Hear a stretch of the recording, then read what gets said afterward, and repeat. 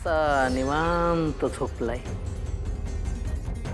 अरे केरड्या, माझ्या डोक्याला ताप देऊन स्वतः मात्र अगदी निवांत झोपलायस. उठ, अरे उठ ना, उठ ना, उठ.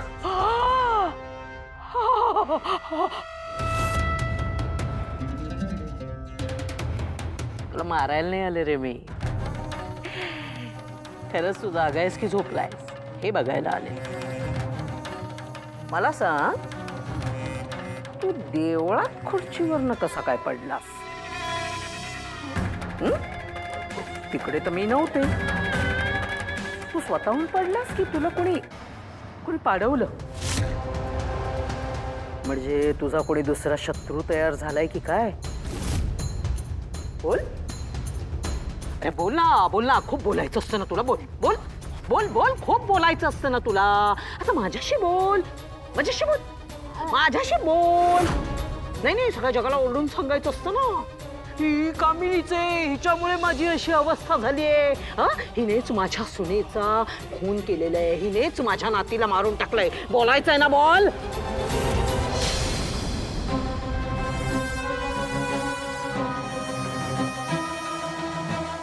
ताकद आहे,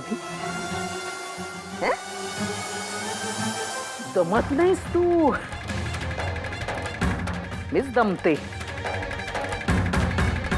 तर जर बोलायचं असेल ना, तर फक्त आणि फक्त माझ्याशी आधी बोलायचं.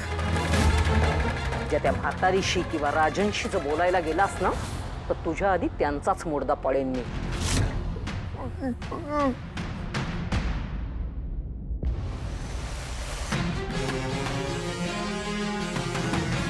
अरे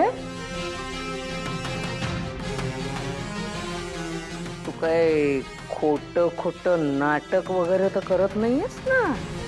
नाही, तुला सगळं कळतंय, तुझ्या सगळ्या हालचाली होत आहेत. पण फक्त माझ्या समोर मात्र असं मड असल्यासारखं करतोय. हो नाही, हो हो.